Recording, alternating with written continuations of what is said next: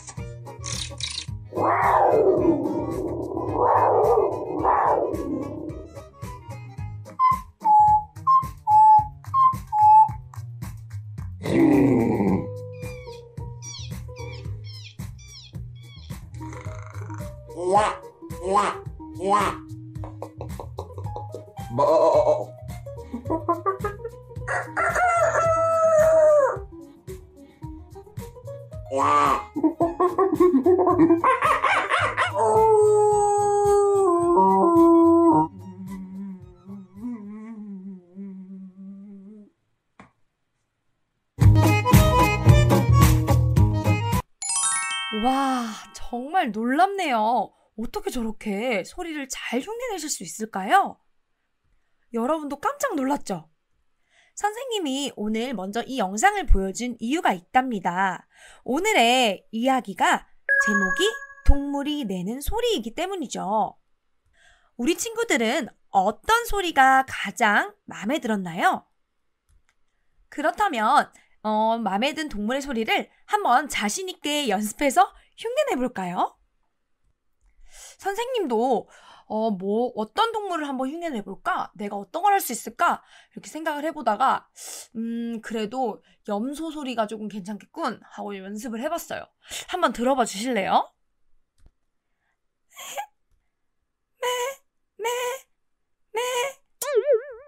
여러분 어때요?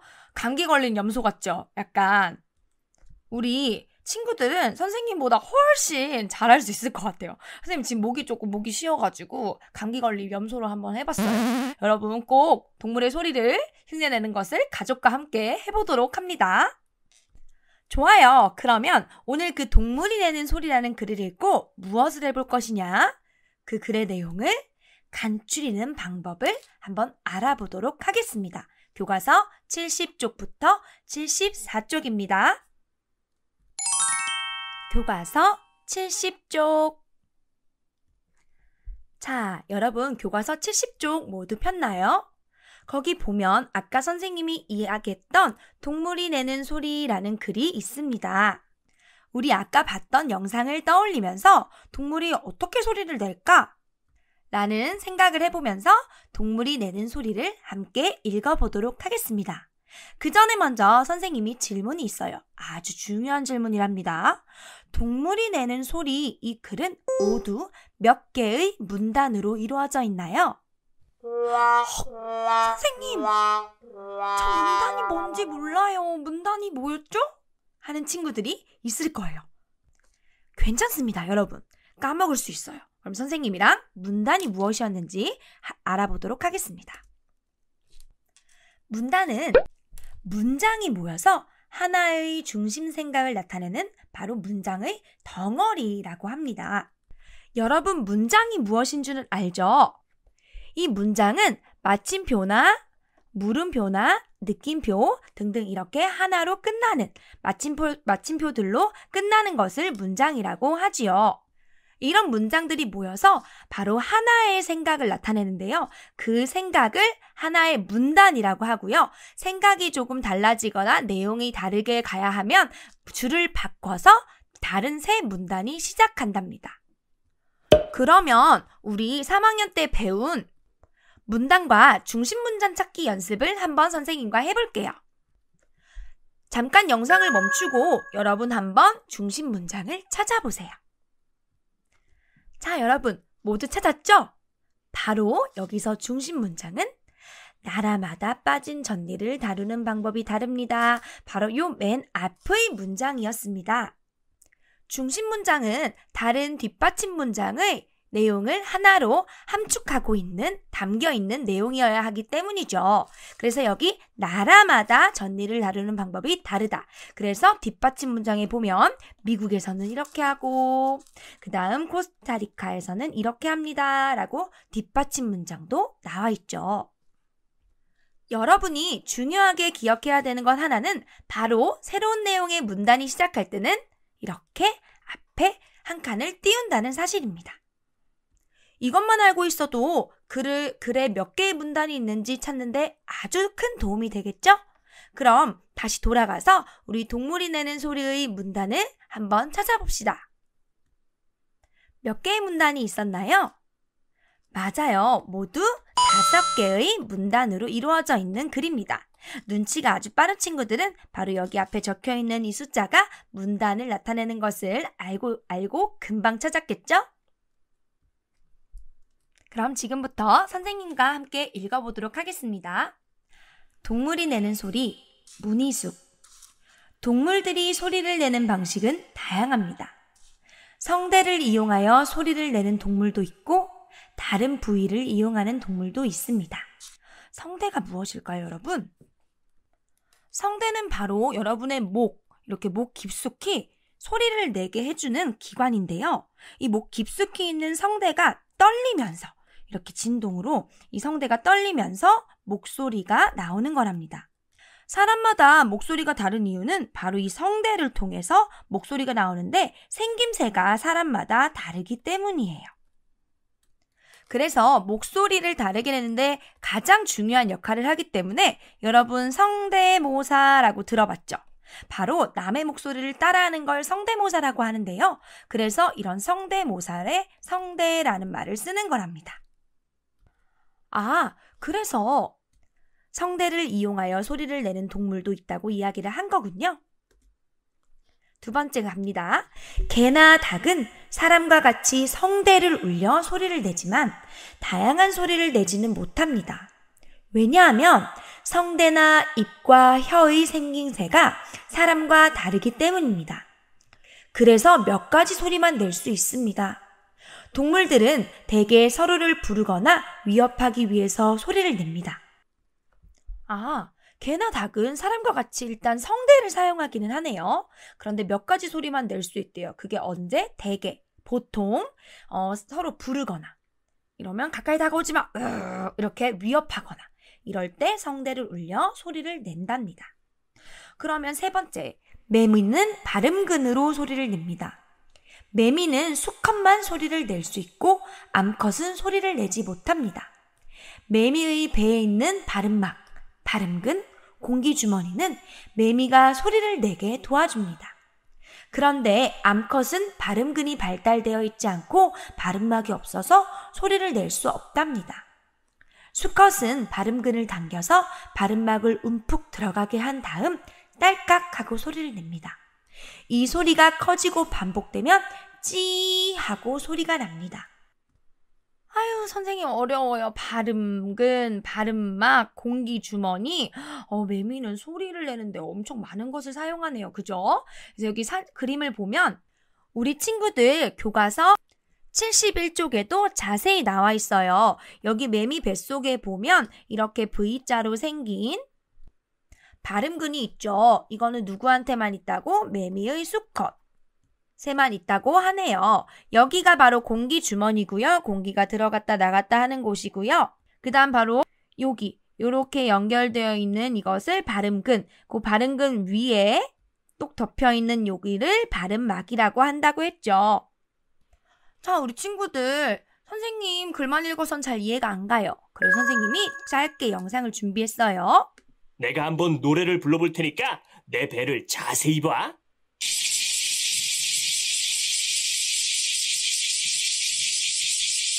우와, 진짜 매미가 노래를 부르니까 이렇게 배가 막 움직이고 있어요. 우와, 신기하다.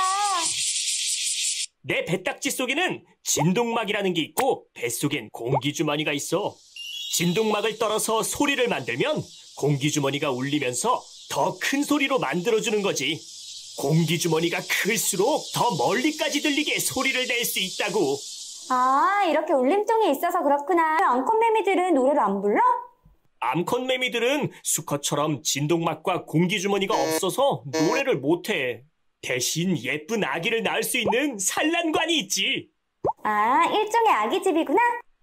자, 여러분 잘 봤나요? 조금 이해가 조금은 됐죠? 자, 아까 나왔던 공기주머니가 아까 똑같고 거기서 말한 진동막이 바로 이 발음막을 이야기하는 거랍니다. 네 번째 문단으로 넘어가 볼게요. 물고기는 몸속에 있는 불에로 여러 가지 소리를 냅니다. 불의 한쪽 근육을 수축하거나 불에의 얇은 막을 진동해 소리를 낼 수 있습니다. 물고기가 조용하다고 느끼는 이유는 우리가 들을 수 없는 높낮이로 소리를 내기 때문입니다. 아유, 선생님, 불에는 또 뭐예요? 그지? 불에는 여러분 교과서에도 귀엽게 더 잘 나와 있는데 선생님 너무 사실적이다. 그지? 여기 요것을 불에라고 하는데요. 쉽게 말해서 어류, 물고기 있는 공기주머니라고 생각하면 돼요. 그래서 요 공기주머니를 이용해 소리를 내는데요. 이 공기주머니 안쪽에 있는 근육을 수축. 이 수축은 쉽게 말하면 오그라들게 만든다고 하는 거예요. 그래서 여러분 이 근육을 오그라들게 만들어서 이제 불의 얇은 막을 진동시켜 이 공기주머니를 진동시켜서 소리를 낸다고 합니다. 자, 마지막 이와 같이 동물들은 성대나 발음근, 불에를 이용해 소리를 냅니다. 전부 뭔가 진동을 이용해서 소리를 내네요. 그 밖에도 날개를 비비거나 꼬리를 흔들어 소리를 내는 동물들도 있습니다. 이렇게 동물들은 저마다 다른 방법으로 소리를 낼 수 있습니다.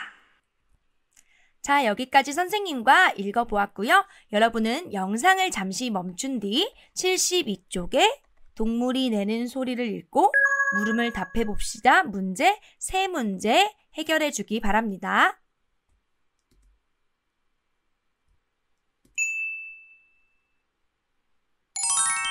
자, 그럼 선생님과 72쪽 문제를 함께 답해 보겠습니다. 자, 동물이 내는 소리에서 사람은 어떻게 소리를 낸다고 했죠? 네, 맞아요. 성대를 울려서 소리를 낸다고 했죠. 닭과 돼지 같은 동물도 사람과 같이 성대를 울려 소리를 낸다고 이야기했습니다. 두 번째 문제입니다. 개나 닭이 다양한 소리를 내지 못하는 까닭은 무엇일까요? 똑같이 사람과 성대를 가지고 있는데도 다양한 소리를 내지 못하는 까닭은 바로 성대나 입과 혀의 생김새가 모양이 사람과 다르기 때문이라고 했습니다. 이렇게 내용 확인 문제는 직접 교과서 다시 읽기 자료로 돌아가서 확인하고 꼭 푸는 게 좋아요. 왜냐면 여기 이렇게 답이 정확하게 나와 있기 때문이죠. 마지막 문제입니다. 우리가 물고기가 내는 소리를 들을 수 없는 까닭은 무엇인가요? 네, 우리가 들을 수 없는 높낮이로 소리를 내기 때문이라고 했죠. 모두들 잘 읽어주었네요. 이제 다음 활동부터는 정말 이 이야기를 간추리는 방법을 알고 간추려 볼 거예요. 잠깐 일어나서 스트레칭도 쭉쭉 하고 잠깐 쉬다가 돌아오도록 합니다.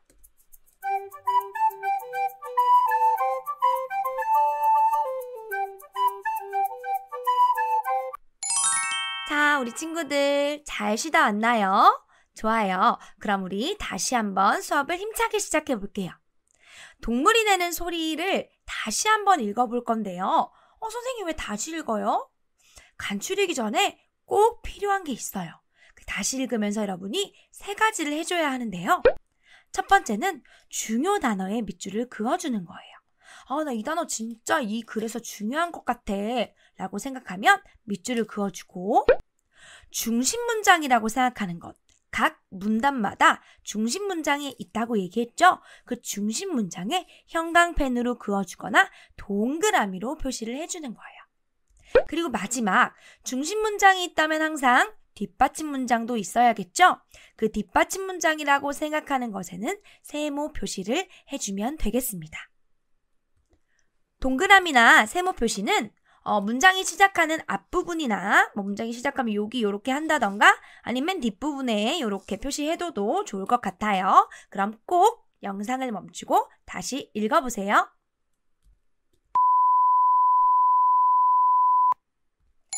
자, 여러분 모두 잘 읽어보았나요? 그럼 지금부터는 선생님과 내용을 간추리는 방법을 한번 알아보도록 하겠습니다. 교과서 73쪽입니다. 문단의 중심 문장에는 동그라미, 뒷받침 문장에는 세모 표시를 해보는 시간이에요.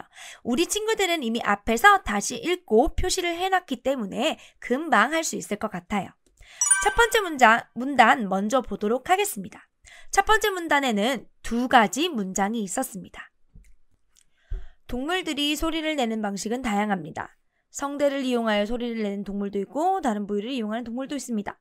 이 2문장 중에 대장 문장, 바로 모든 내용을 가지고 있는 중심 문장은 바로 맞습니다. 첫 번째 문장이 중심 문장이었죠? 그럼 나머지 문장은 맞아요. 뒷받침 문장이 되는 겁니다. 자, 그럼 두 번째 문단 한번 볼까요? 두 번째 문단은 4문장으로 되어 있네요. 여기서 가장 중심 문장은 무엇일까요? 네, 바로 첫 번째 문장인 개나 닭은 사람과 같이 성대를 울려 소리를 내지만 다양한 소리를 내지는 못합니다 라는 문장입니다. 왜 다양한 소리를 내지 못하는지 뒷받침 문장에서 이야기할 수 있죠. 그래서 나머지 3문장은 모두 뒷받침 문장이었습니다. 세 번째 문단의 문장은 모두 5개입니다. 이 5문장 중에 가장 중심 문장은 무엇일까요? 이제 잘 찾죠, 여러분? 맞아요. 첫 번째 문장인 매미는 발음근으로 소리를 냅니다 라고 딱 정리된 이 문장이에요. 그래서 매미가 구체적으로 어떻게 발음근을 이용해 소리를 내는지는 바로 두 번째, 세 번째, 네 번째, 4문장인 이 뒷받침 문장으로 설명이 되어 있죠. 네 번째 문단을 한번 볼까요? 네 번째 문단은 역시 3문장으로 되어 있네요. 이 중 중심 문장은 무엇일까요? 맞아요. 첫 번째 문장이었죠. 물고기는 몸속에 있는 불에로 여러 가지 소리를 냅니다 하고 불에를 이용한다는 것을 이야기해줬고요. 이 불에로 구체적으로 어떻게 활용하는지는 나머지 뒷받침 문장을 활용해서 이야기를 해주었습니다. 마지막 문단 역시 세 문장입니다. 이 세 문장 중에 무엇이 중심 문장일까요? 이쯤 되면 귀찮아서 첫 번째 문장이 중심 문장이구나 했을 거예요.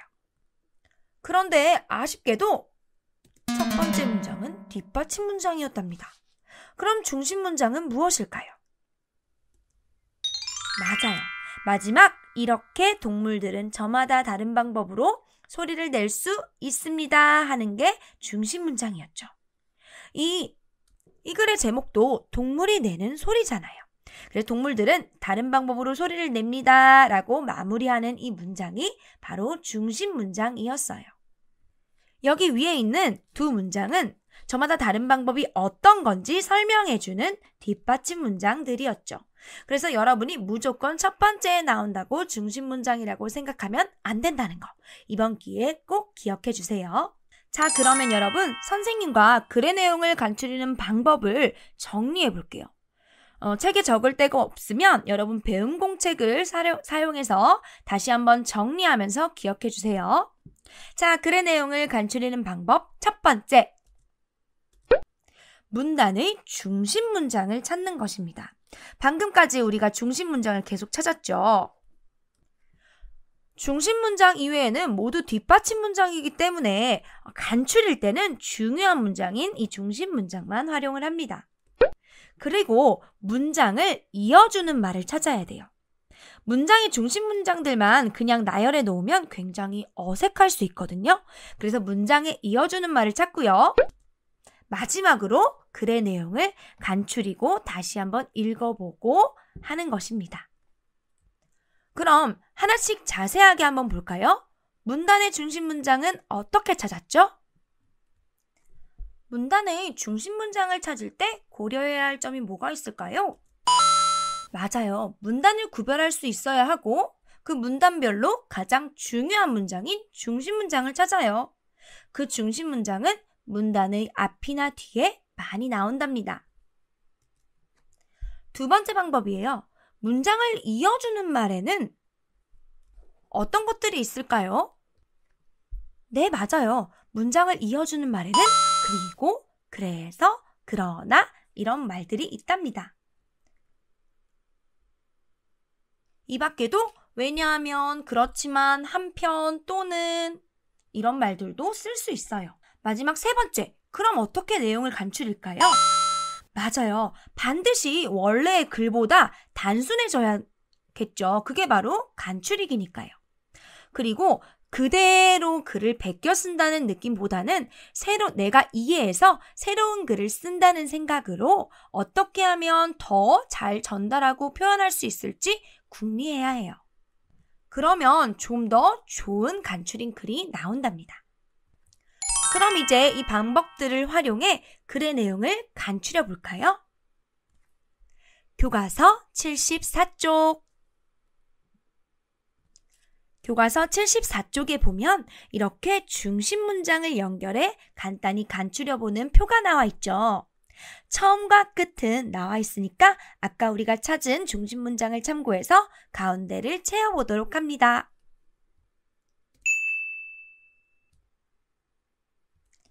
자, 그럼 우리 한번 함께 확인해 볼까요? 자, 처음은 동물들이 소리를 내는 방식은 다양합니다 하고 첫 번째 문단의 중심 문장이 있어요. 그럼 이제 가운데 부분 보겠습니다. 두 번째 문단의 중심 문장은 바로 개나 닭은 사람과 같이 성대를 울려 소리를 내지만 다양한 소리를 내지는 못합니다 였고요. 바로 세 번째 문단은 매미는 발음근으로 소리를 냅니다 하는 매미와 관련된 문단이었어요. 마지막 네 번째 문단은 물고기는 몸속에 있는 불에로 여러 가지 소리를 냅니다 하는 물고기 관련된 문단이었어요. 이렇게 동물들이 소리를 내는 방식을 가운데 두 번째, 세 번째, 네 번째 문단으로 표현했고요. 마지막 끝문단은 이렇게 동물들은 저마다 다른 방법으로 소리를 낼 수 있습니다 하고 끝나게 되었어요. 이렇게 간추릴 때도 처음, 가운데 끝으로 나눌 수가 있답니다. 그렇다면 우리가 각 문단의 중심 내용을 연결해 직접 글의 내용을 간추려 써볼까요? 책에 자리가 없으니 여러분 배움 공책이나 종이에 한번 꼭 써보도록 합니다.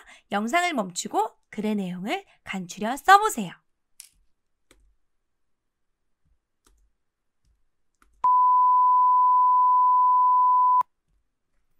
자, 모두 귀찮아도 꼭 써봤겠죠? 그럼 선생님이 한번 예시로 보여줄게요. 이건 예시일 뿐이에요. 여러분 나름대로 아까도 얘기했듯이 새로운 이야기, 새로운 글을 쓴다는 생각으로 잘 표현을 했을 거라고 생각해요. 자, 그럼 선생님이 예시를 보여주도록 하겠습니다. 선생님은 일단 중심 내용을 그냥 쭉 일단 써봤어요. 동물들이 소리를 내는 방식은 다음 첫 번째, 두 번째, 세 번째, 네 번째, 다섯 번째 문단까지. 이렇게 중심 문장만 일단 간추려서 묶어놔도 정말 훌륭한 거예요. 그런데 아까 선생님이 이야기했듯이 글이 좀 더 자연스러우면 좋겠죠. 그럴 때 쓰는 방식이 이어주는 말을 사용하는 거였어요. 그냥 이것은 아무런 이어주는 말도 없이 다양합니다. 개나 작은 사람들과 매미는 또 물고기는 이렇게 요거는 원래 책에 있었던 거고 그지? 그러면 이어주는 말을 붙여서 쓴 글은 어떻게 다를까요? 한번 보세요. 자, 이 글을 한번 볼까요? 선생님이 새롭게 추가된 부분은 빨간색으로 써놨어요. 동물들이 소리를 내는 방식은 다양합니다.